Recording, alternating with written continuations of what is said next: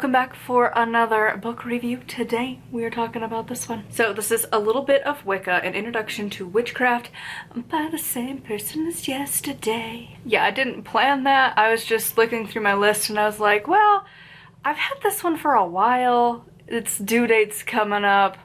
I'll just do it. And then here we are, two back to back. So this is from a different publishing house though.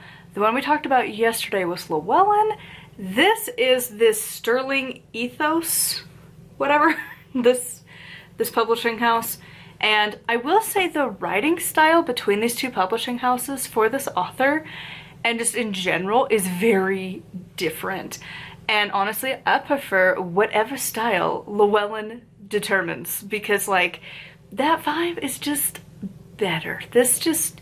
It's weird. She wrote the two books and yet they don't feel like it's the same person, to be honest. So this one, as the title suggests, it's a small book briefly introducing you to Wicca, and it is very much Wicca. It is not witchcraft, it is Wicca, and it does have some things of like, oh well, and it's not good, but it's not horrible. We'll just get into it. I gave it a 3. It's a good 3, but still not great. So the thing is she's like constantly like, well, not all witches, but, and that it's like, you can be Wiccan and Christian, and it's like, how? I've heard of Christian witches, where the concept of witchcraft, as in like using crystals and herbs and astrology and stuff like that, you could commingle into a Christian mindset. Same with Buddhism. You can, I'm pretty sure, be an atheist and practice Buddhism, but it just felt weird to be like, you can be a Christian Wiccan, and it's like, how? Because I feel like that would, like, it's like kind of the equivalent of being like, you're like a Muslim Baptist. How does that work? You know, it's just, it's a little, how make it make sense? And it had other times of like, well, it is witchcraft, and it's like, and that it's like, it's the neo-pagan, and it's like, no, it's part of it, but it is not the title. It's further down on the branches. There's other options in that tree. And so just stuff like that, it was like, eh. And then I'm not a fan of actual Wicca. And this was a good reminder of why. Because it's just, well, some of the things too, this is a terrible review. I'm sorry, I am just all over the place. But like, the author talks about how in modern Wicca, most of the time, being in Skyclad ritual isn't normal. And it's like, kinda-ish. It depends on the group, honestly. Because there are definitely some that still do it, and it is very more traditional Wicca. And I don't know, it's just little things like that I'm like, I don't know. This book, I don't know how I feel about it. I have mixed emotions. It's not my favorite. It's not the worst. And to be honest, it's like, oh yeah, that's why I don't like Wicca. Because it is very, like, just the gender stereotyping. I hate it with a burning passion. And I hate the idea that the goddess is in this weird incest relationship with her kid and that she's top dog. I have a hard time with that. And like the rituals, like the wording, it just gives me the ick. That it's like, of course the girl always has to be the one to represent the goddess, and that she's of course fertility, and the god is always her consort and is always below her, and always must be from a dude, and he always has to have the blade and is like in utter service to her at all times. I just don't like it. It's just so grossly awful gender stereotypes. I don't like it. And this is from an ace witch. It doesn't really affect me that much, but it gives me the ick, and it's like, oh yeah, that's why I am not Wiccan, because this is just I prefer my witchery of just like, nah, listen, gender, like at most I could get along with probably a lot of the Loki people who are like, listen, like if you look at Loki's myths, gender's an option. It's not a requirement. Because he just does whatever. And honestly, you could probably say that the proper pronoun is they for Loki, because all of the genders is an option, really. Because, like, he's been a father, but also she's been a mother.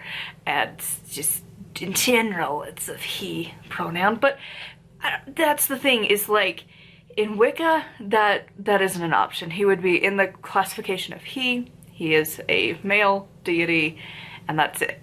And it would only be men who could represent him in ritual. And it's like, but what if you wanted to honor him as in the her aspect of being the mother? That's an option. And also just the fact that, again, women are just... See, this is why I can't... I have a hard time when, like, the real Wiccan text comes out, because it's like, I don't like it. I'm not Wiccan anymore. And it's just... Ugh. It's hard to put into words my hatred for, like, the gender boxes and the, like, the just...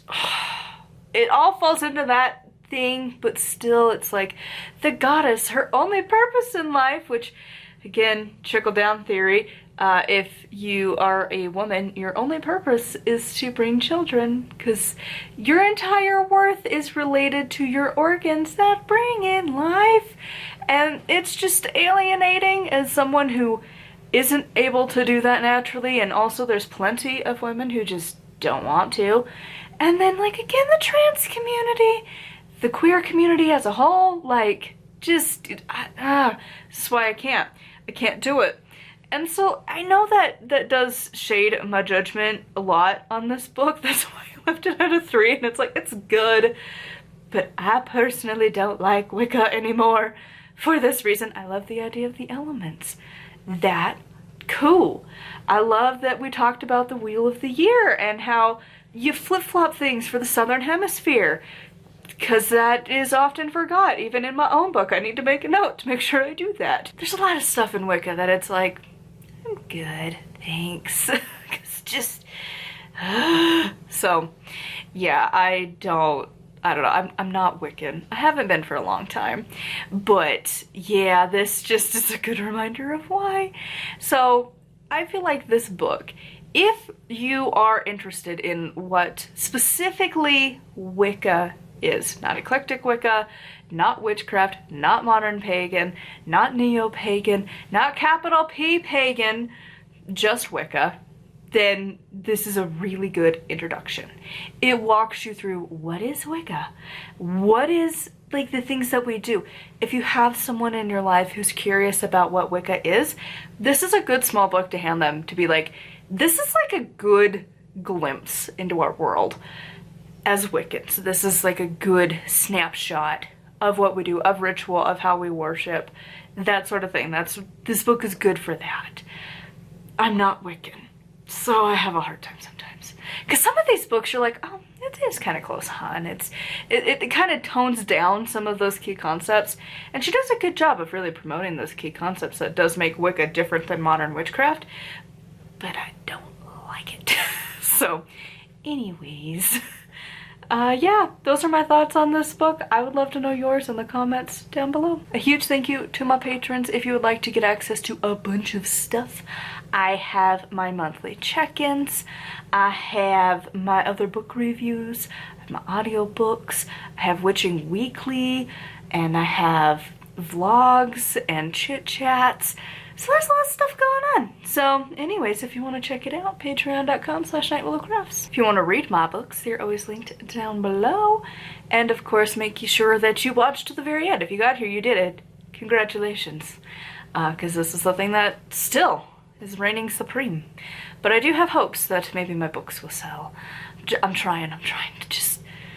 positive vibes one way or the other. Because my dog needs surgery. That is expensive. Very expensive. Like thousands of dollars. So I gotta get my butt in gear and get writing and publishing and just, oh my god. It's fine. It's fine. It's gonna work. I only made like $700 last year total, but it's fine. I can make a few $1,000s in like a month. That's fine. It'll happen. So, anyways, till next time, thank you for listening to my rambles and for my rantings about Wicca. And until next time, blessed be.